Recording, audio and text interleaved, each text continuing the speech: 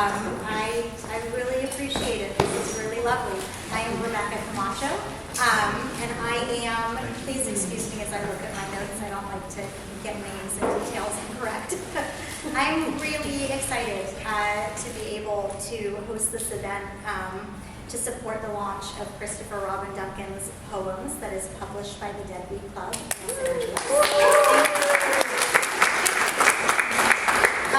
We are beginning with a discussion centering Chris's practice and his utilization of photographic processes between Chris and Shana Lopes, the Assistant Curator of Photography at SFMOMA, and Sean McFarland, photographer and editor, you know.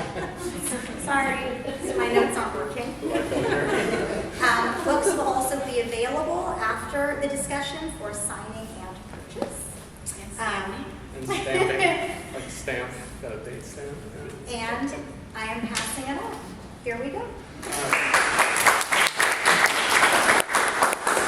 Well, thanks so much, y'all. This means a lot to me. I think just want to say thanks to Clint Alex for seeing something in this weird kind of thing that I found myself doing at the beginning of the pandemic.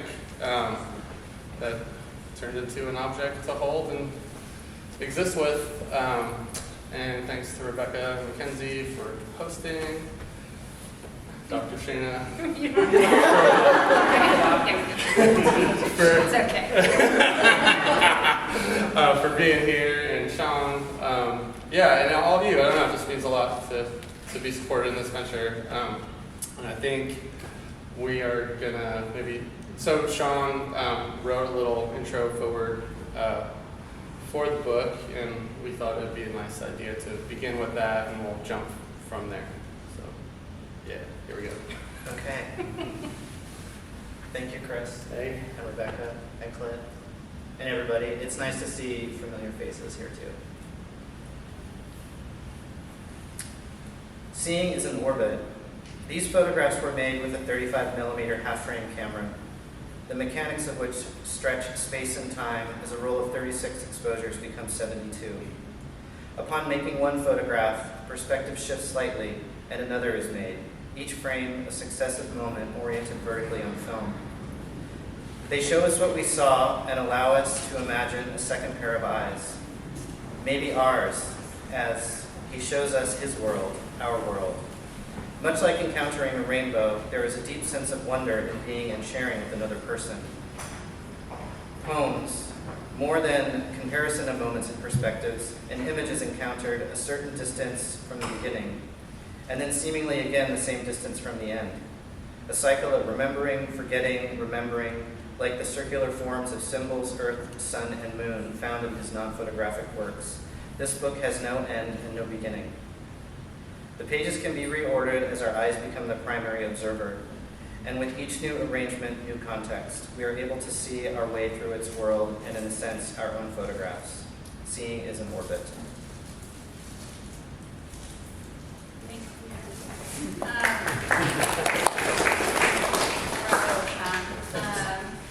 So I'm just wondering if you can tell me how this came about, you writing for Chris, how long you've known each other for, and yeah, because you came from like a photo background, Yeah. right? And you came from a painting background, Firmly. right? And now over the course of 15 or 18 years, you've kind of both shifted into these middle territories. And I'm just curious how that relationship turned into this. Maybe. Want me to go first? Yeah, oh, because that's my book. Yeah, so I want to say, I think just being younger, living in San Francisco, and living like within sort of different subcultural communities, like Sean and I crossed paths, but I think it would have been when I started to date my wife, Maria. You all had been friends for a lot longer. You know, you had a history, and then I think we kind of became part of a different circle in that way. And then consequently, we both, at the time, began to show with a gallery in San Francisco called Bigger Ridgeway. And at that point, it was very capital P photography for you. I mean, there would have been cyanotypes and like maybe like kind of. But it's like almost there. You know, like you were beginning to expand, and maybe you were making like tinier sculptural forms, but with your prints, I believe, if I'm remembering correctly. And then I would have still been quite rooted in painting around, but also trying to break free and find my voice from there as well. But both of you take inspiration from the natural world, and you each talk about something similar, but you use different words. You talk about energy and feeling that and around, and you talk about interconnectedness. Mm-hmm. And I'm wondering how you see that come about in photography, right? It's an interesting medium to represent those ideas, I think, versus sound or others, and I'm curious how you see it. You go first on that one. Okay. Give me like 20 seconds. Okay, we'll let you think and ponder.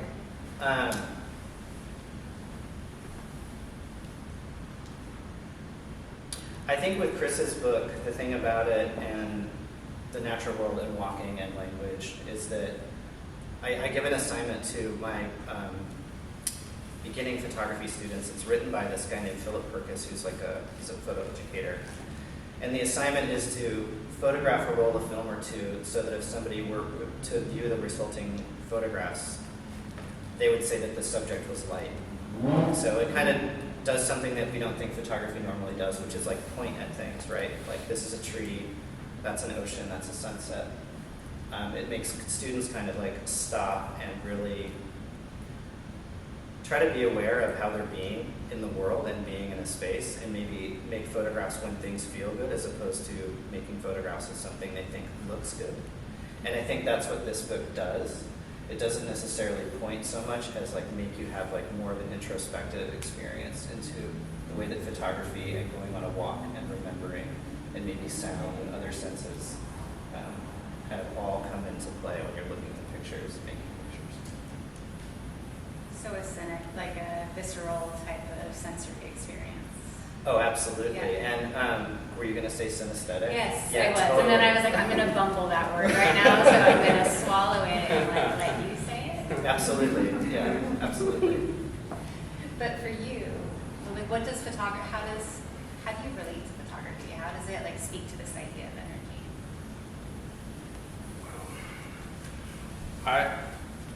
I think my backdoor entrance into using a camera, I don't know that I have a actually clear answer to that. Okay. I could more speak to like my own observations of light and kind of a reach at a heightened sensitivity that I've tried to accumulate within myself in observing and just, I don't know, capturing that moment, that energy, if you will. Like it's exuding in some form, some way that takes my focus to it, and it could be rather insignificant, but there's a significance to me in that seeing, and that like kind of quick, or at times quick 1-2 kind of like subtle shifts. Yeah. So I'm a photo historian, and I learned something about photography when reading this book and looking at it. I have never heard of this half-frame camera. So there we go. Crazy to me. I mean, I'm sorry. How many of you have heard about it? And yeah.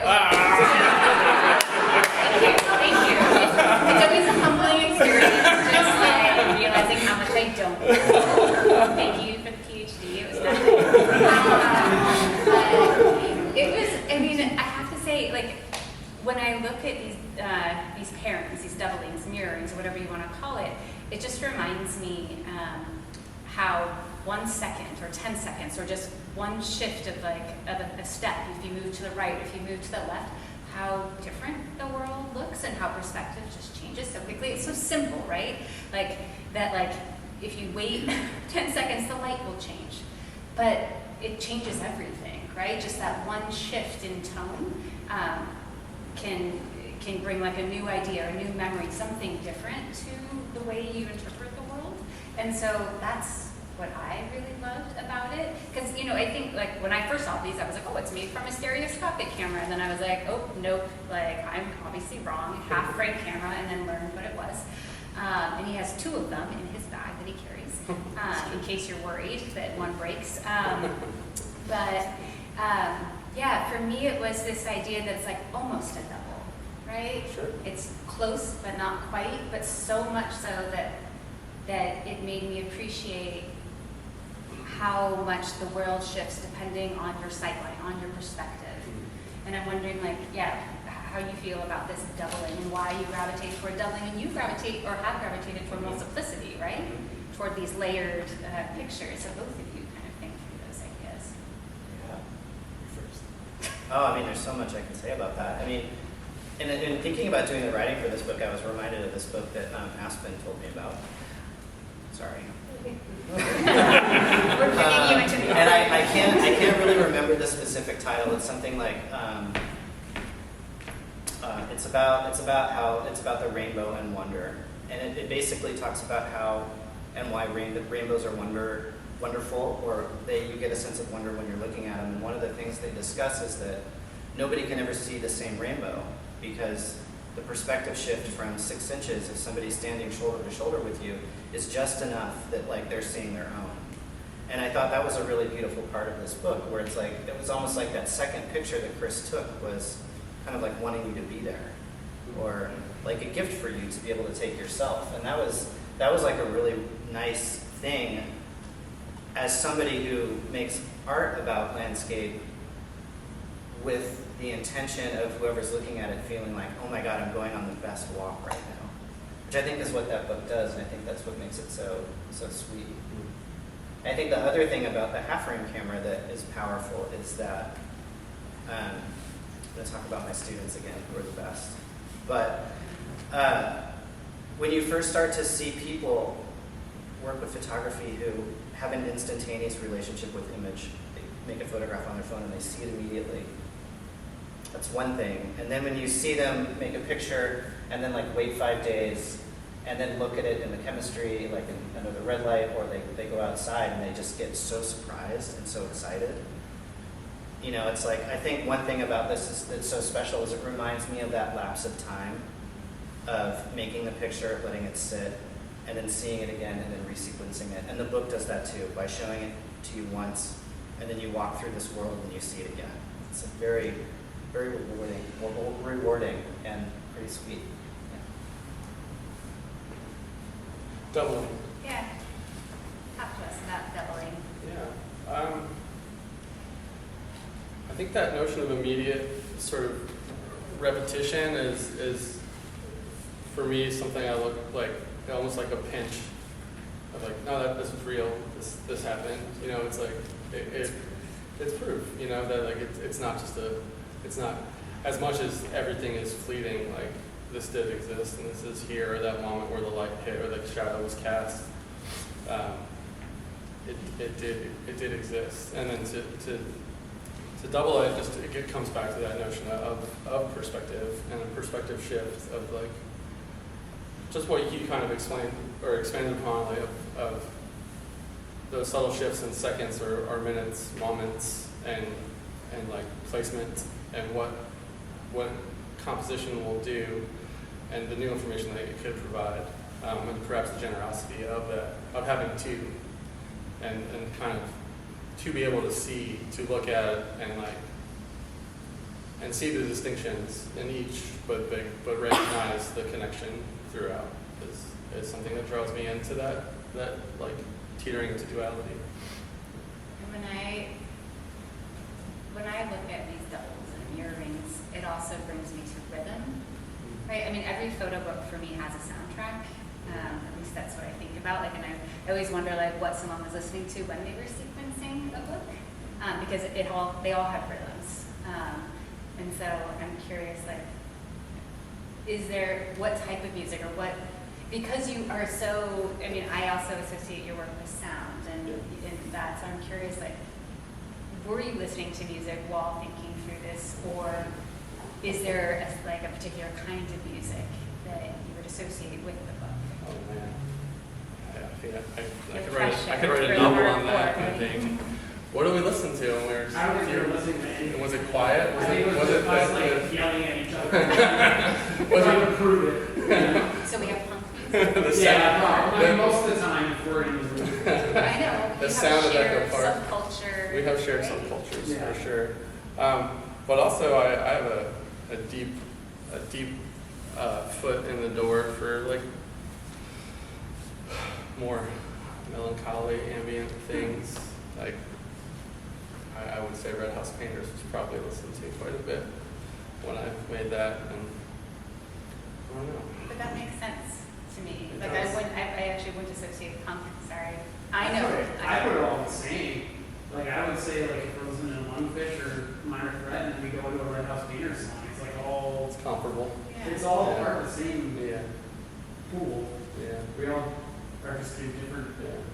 depths of that pool, I guess. I don't know. Also, our middle kid is like is been sort of looking into jazz, and it's a newer thing for me. Like maybe I'm aware of the obvious, but we've been kind of digging deeper into like less so, and so I think like Pharoah Sanders is definitely something that would have been in my world for sure a lot lately, or like over that time. And there's another record, Confluence of Birds. Who made that record? Do you remember? Do you know?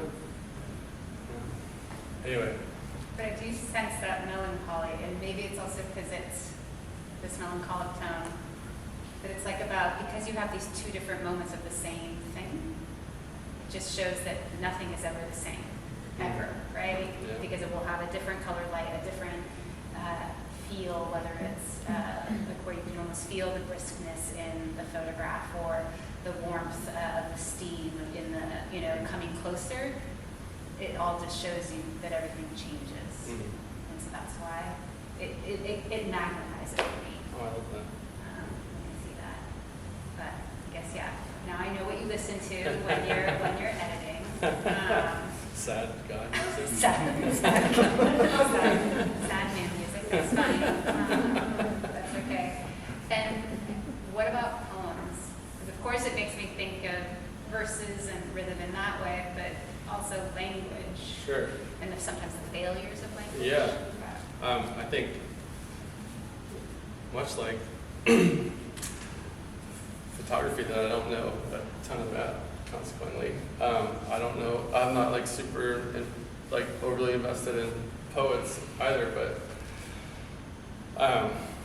when it hits, and that's sort of my relationship with photographs as well. Like I couldn't tell you what a good photograph is, but I know when I see one that moves me, and the same would go for a poem or a poet, if you will.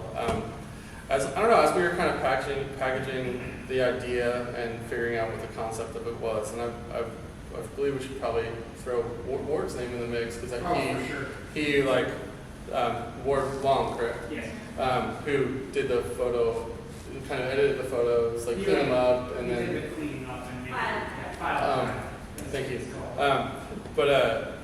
I think if the story goes correctly, like he was over at Clint Alex's another thing, and they kind of brought up the project, and he sort of suggested an idea that totally resonated, and that's basically how the book works. And that kind of brought it to me in mind, like Burroughs cut-ups a little bit, and how if we're not all familiar, like Williams Burroughs would go through a book and like just cut out letters and then paste them together to create a body of text, and it was really wild and abstract,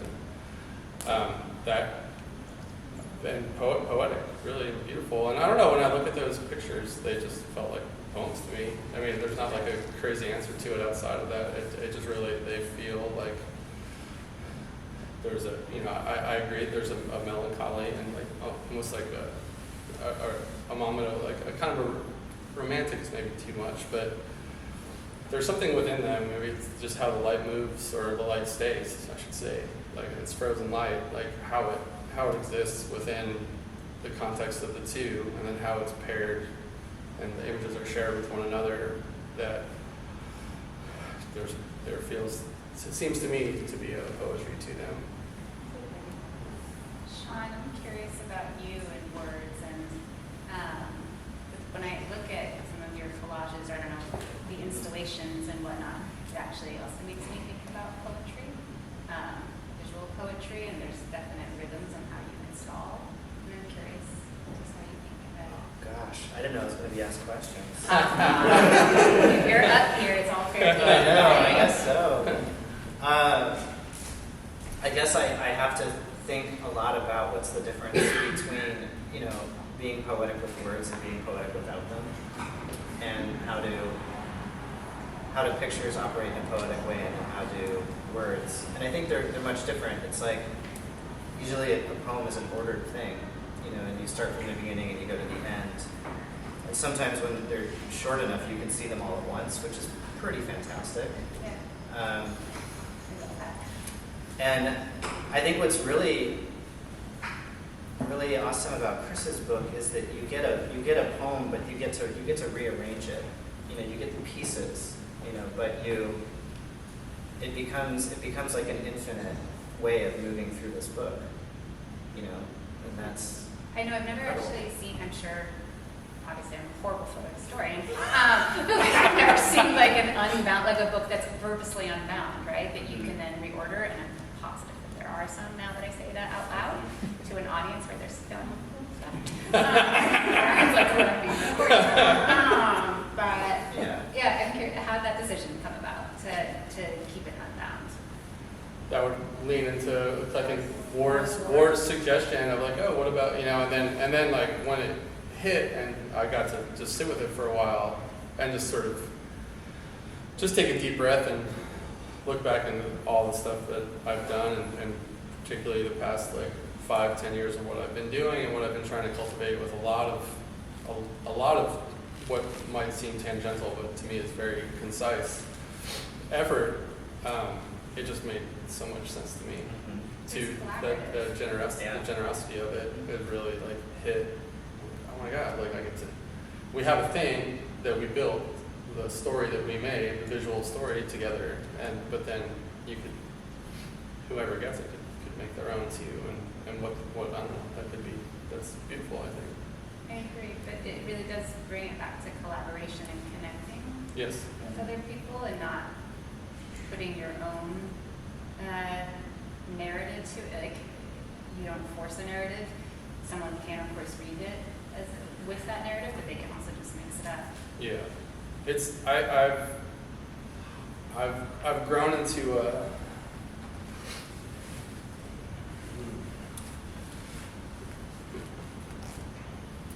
a relationship with surrender and ownership, in which I pull back and allow things to occur, and then observe. And this is me speaking more broadly about all the avenues of how I make things.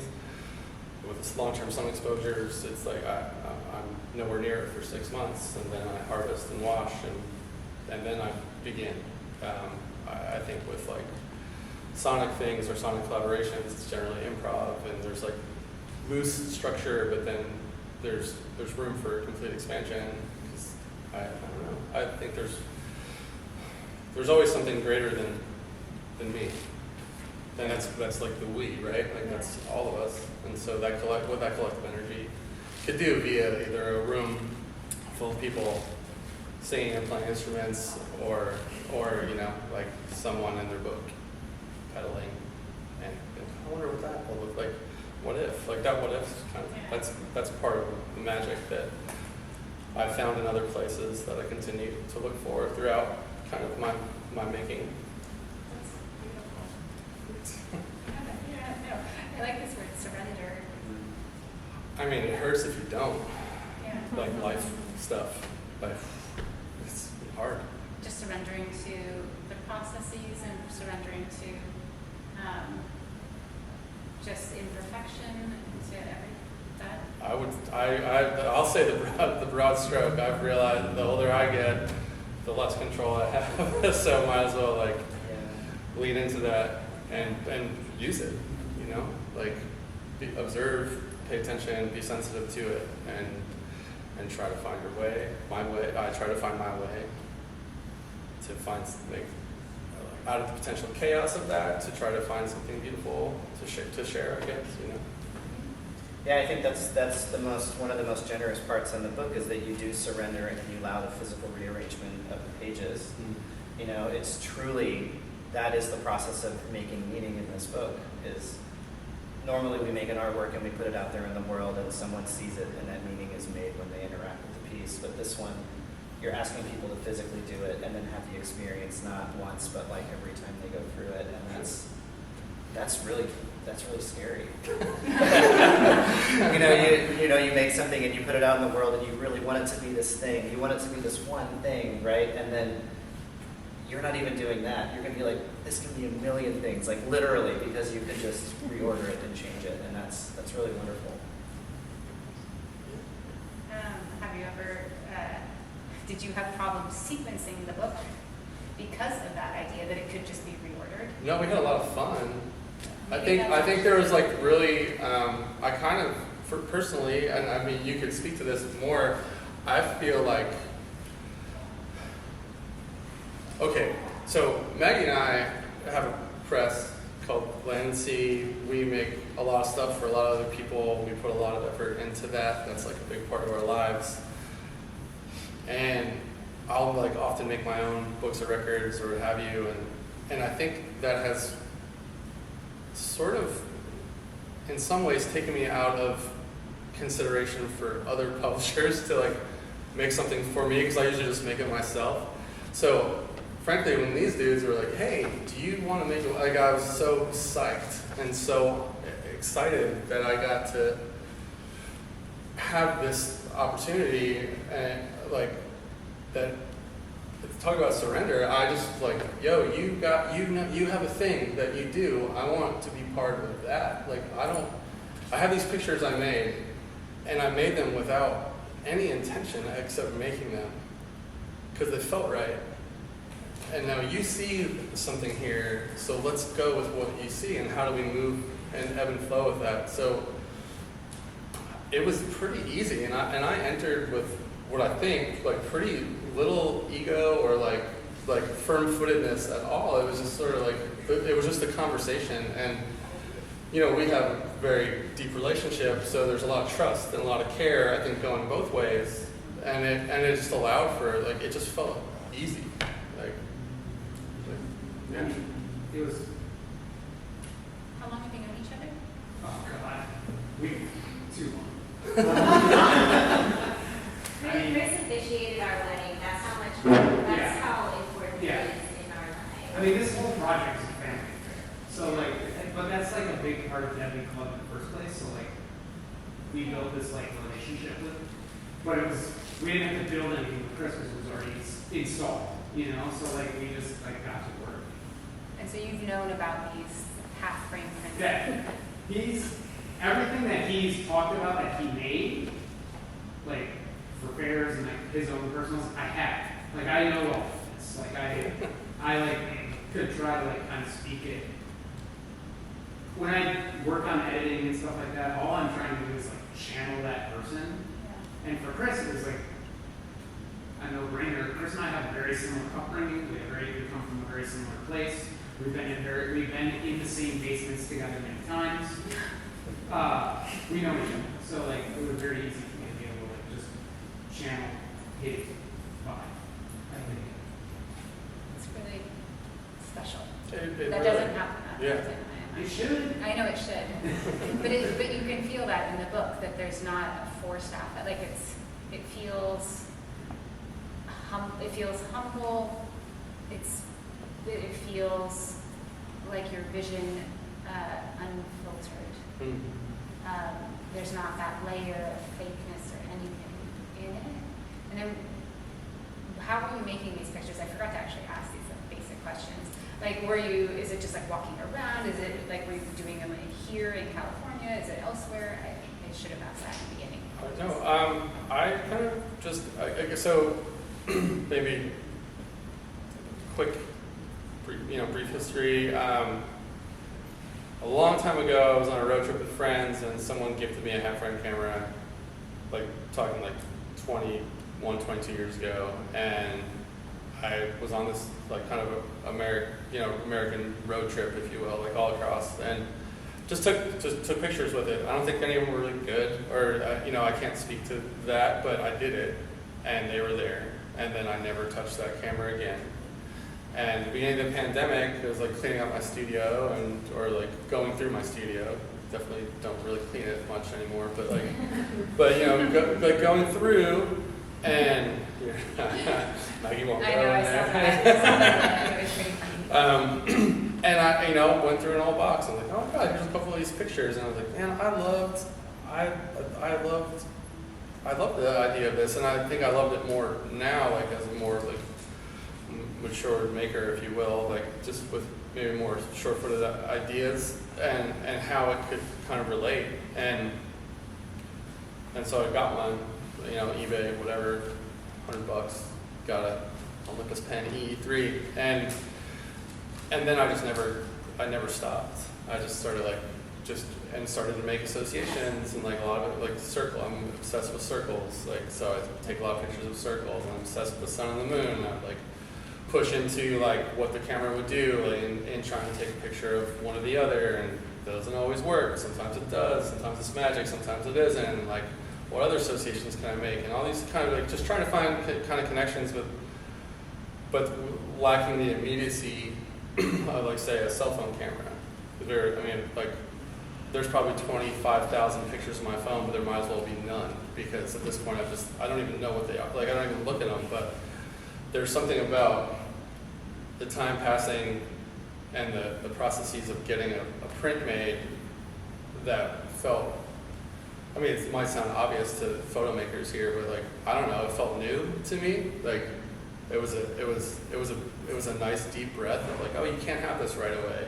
And in a culture that focuses so much or hinges so much upon immediacy, it's exhausting, and I'm exhausted by it. And it was just really refreshing, frankly, to like quite literally take time. And that relates wholeheartedly to the sun exposure work that I make. It's like time has to pass for this work to be made, for me to even begin. So like that kind of connection felt really strong. And then the image, I don't know, I've perpetually take pictures on my phone, so to stop with the phone and like go with the camera and to see what would come and to see what I could get and the surprise, like, there was magic there. So I don't know, I just take pictures all the time. If I see a little thing, like a leaf floating from a spider web in the woods, like that's one of my favorite things in the world. Like when it just looks like it's floating and you can't see the spider web, like that's perfect. It's fucking hard to photograph too. Like it doesn't work. I have so many failed pictures of that, but like those things, like I'm just so drawn to like these little beautiful moments of floating, or like thereabout. Your next book? I don't know, failed floating pictures? Yeah. Sure. Sure. I guess I'm just always taking those pictures, just taking pictures. So wherever we go, and we I don't know, we don't travel a ton, but we definitely wander around Northern California and Santa Cruz, and I go to the beach a lot, so there's a lot of ocean pictures, a lot of nature, primarily, I would say. Yeah. So there's a lot of pictures of nature. There's also your hands. Yeah. Right? Yeah. And then But I was taken on the beach. Just to make sure, Just so you all know. are clear that was on the beach. But also your children. Yeah, just the one which was like, that was like, well, The slide, there's swings, and then they're like kind of off in the distance in the water. Kind of like, oh, that's true, yeah. I know this book. Yeah, and so that's Maggie and the kids, and David and Renee and their kids. Yeah. Trickled. That feels so abstract to me, though. Like, Well, I mean, they're still. they're I didn't yeah. know your debate. That's not debate. Was it a hard decision? That one less so, because I love the way the light hit the water and how everyone got silhouetted and kind of disappeared, and it turned into like abstraction to me. So, with the kids, yeah, a little bit, because outside of statues that kind of help bookend the book. Yeah, I don't know. They're my kids. But I love them. Like a lot. That wasn't Like, up for debate. but in the sense of like having them present actually does, like at first I just kind of, I don't know, I like the lack of people in photos, frankly. So when but I do take pictures of my kids, and I didn't think that they would, like when I pulled pictures, I didn't pull those, and I think Alex was like, what about these? And like she pulled a handful of like kid pics or family, like people pics. And I'm like, I don't know. I don't think I could deal with this. But then like, I don't know, that's sort of, again, that sort of trust and surrender to like, okay, like maybe this is a layer that maybe I didn't see that is important to acknowledge or like have present. It times it, and it puts it in time for me to see the kids. Whereas a lot of the other work where it's of nature or like just something that you pass, I can't figure out when, what year, or it could be any time. Sure. Right? So very for children, I think. It's because of the statues in the cemetery, of course, makes me think of past. Sure. But Yeah. the kids shift that, and I like that. I like kids. I too. I like it too. I mean, it is like it's lovely, and I love the notion of the swing, and the swing as a pendulum, and a swing also perhaps as a timekeeper, and how like those photos move are like it made sense. It just took me a second because they're my kids, and like I didn't know, but their backs are to us. It's so interesting that both of you have works about moons and light and like photogram-esque sort of, and have you ever had a show together? Oh, we should. Have we been in a show together? Maybe a very originally like group show. No, we haven't. Not as like adults. It's grown into Middle-aged. No, but I would love to do that. We've mentioned it to each other many times. Yeah. There's just a lot of similar themes that are happening, whether it's like seasons and suns and moons and orbits and Yeah. interconnectedness and energy and Yeah. I love that. I love it too because the work is also so distinct that there's just so much. It's beautiful to me. I love our relationship and our work relationship too. Yeah. just a love fest. Hey. All right, I don't know what time it is when my watch stops. 7:22. Okay, that's okay. Let's open it up for questions for people. Anybody have any questions for these amazing individuals to my right? I have a question. Yeah, thank you so much. That was very interesting to hear all about the process of everything. I wondered if you could talk a little bit about how maybe doing this project is influencing your broader practice and kind of the changes that maybe we could expect or not expect, or Right. just kind of like, I feel like when you do something that's this big and substantial and requires this amount of time, like it's going to have an impact on your Yeah. on your thinking. So. Yeah. Sorry, Do it. I know.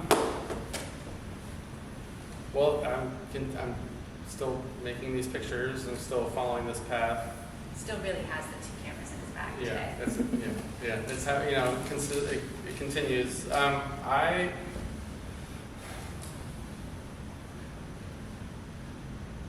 Now it just feels like part of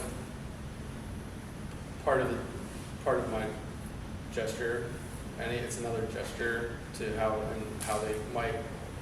I'm still thinking about how they live outside of the book, I guess. They've, in some form or another, they live them behind my paintings. And I look for the time or place where they could be in front of the paintings. And I don't know what that means yet, but I'm trying to understand that part right now. And for those who don't know, on the back of your canvases, you have collages and things like that. I've just had my hand on a lot of stuff over the years, and there's a lot of ephemera from doing these things. Be it Len and see what host shows, we do all this stuff, or I would play things or just collect things from other people's efforts, and my work being so much about time and place and time passing, and like kind of the sun exposures acting as mile markers between like these seasonal moments. Like and those are very, to me, they're very abstract looking and very like, they just are, I don't know, there's a lot of room to interpret whatever you would want by looking at them to a point. And but I like having the backs like hold this or contain this sort of, these, for lack, keep using the word energy of like these moments that have occurred to sort of like hold the substrate of the exposure. Nelson, what's up? This is so wonderful. Thank you. One of my favorite questions to ask my students in photography is like, what do you collect? And it's not even, I don't even know that they're collectors. I just ask the question because I know that they will have answers because they're photographers. That's what we do. And both of you have this innate sense of collecting in your work. And I was just wondering if you could talk about that, how it connects to your work, your life, how you think. Yeah. So not really like my record collection, but how I collect moments, or what do you Well, like objects, with both of like seeing the when you took me over to the window side of the Wattis, right. like it was amazing and it made so much sense, and it felt like a piece, but also something that was lived in. Yes. When I look at Sean's work, I brought my students to see that some of your work at that building on Bush Street, and looking at these somewhat collages, somewhat collections. I don't even know how to define it. It's really wonderful, So there is that wonderful connection that you two have there. Yep. I'm just wondering how that sort of came about first. Sure. I collect rocks. Mostly, like really, literally on what a 5-year-old would bring home. Because I think that my brain is so fried. Rocks. There's a.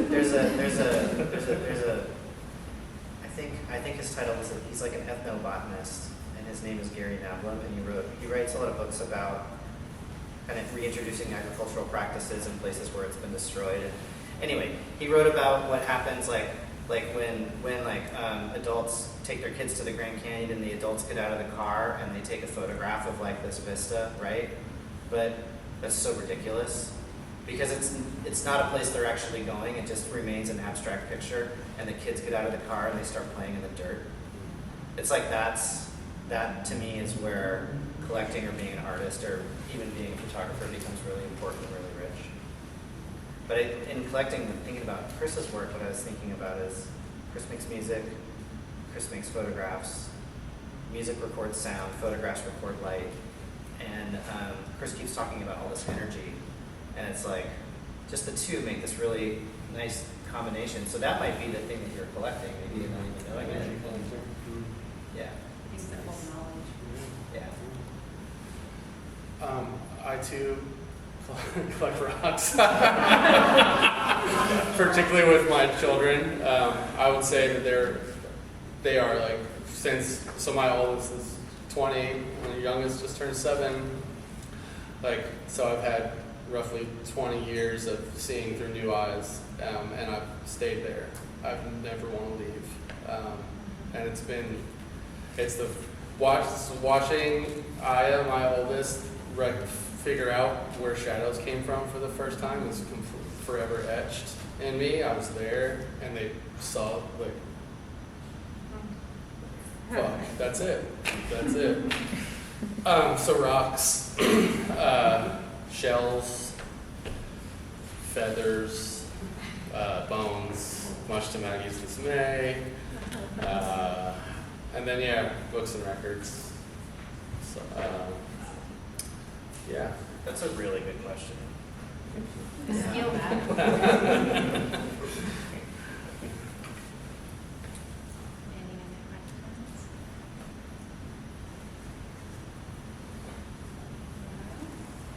I have a question. Okay. Really? No, yeah, photo books. What are there any photo books that inspire you both? I mean, you have. No, I don't know. I'm still like. Or you think for a second, Sean, is there a photo book? So many. One I looked today was pretty good. I don't know if anybody here has this, but Chris made a book a few years ago. It has just the word mercy on the cover. Anybody? Just me? Clint might have it. I think that's a really great one. You're such a deflector. I don't know. I think that's like such a big, giant, scary question. Who's the guy that took pictures of his kids with the masks and stuff like that? But I mean, I think that is probably Meat Yard's first aperture monograph, which is pink, which I bought a copy off eBay and I spent way too much money on a long time ago. Is probably my favorite book because it was kind of the first person that I was given that book to look at in the year 2000 by my teacher, and it blew my mind away. Yeah. And then, I mean, just to speak to that, a couple of years ago, you shared that with me that when I did studio visit, and I was like, what? Like, kind of, yeah. Like, because they're really weird pictures. He's a weirdo. They're strange pictures. Like, they're not. It's like a. I don't know. I'm sure we're all in one way or another makers here. Like, all those little insignificant things that give you permission slips to act. Like, that was sort of one of them. You know, like, oh, I could fuck it. If he could take a picture, why can't I? You know, like, that's. Yeah, like, why not? You know, like, because there are a lot of them that are really dark and weird. Like, they're not like. I don't know. I'm kind of fish out of water a little bit. I don't know if they're like good photos. But they're great photos, you know, like they're wild. Any photograph that makes you think or makes you pause is an interesting photograph. Yeah. You don't have to call them good or bad. Okay? Cool. Anybody else? No? Well, Oh, wow. 3 people. All right. Okay. Let's go. Let's do this. Go ahead. Oh, I was just going to say, I liked the question that Chris asked. In this conversation, your question was, what if? Yeah. And that question struck me. And I think I'm going to sit with that for a while, but I also think that's something that is the crux of why artists do what we do. The what if. So, thank you. Thank you. The potential for new futures, right? Yeah. The what if. Yeah. I think providing a space to imagine new possibilities is the whole point, right? For sure. To rethink past in the present, but to give you maybe a path for the future. Potentially, right? It's what art. And in that kind of vein, I wondered about your kids and their reaction to the book. Have they looked at it? I don't care. They will. Are you kidding me? No, all this was like, Papa, that's cool. You know, like this is like they understood. They're old enough to comprehend. They have a relationship with Clint Alec. Like they see it. They can see the broad stroke of like how special it is. And so there was that. But the youngs just want to play Legos and read whatever the dragon book they read this day. It's in there. Yeah, no, it'll be great when it happens. Maybe like stamp one of their copies right For now sure. and date them, Yeah. put it aside for retirement. Anybody else? No? Let's give these lovely people. Oh, yeah. Oh. Go.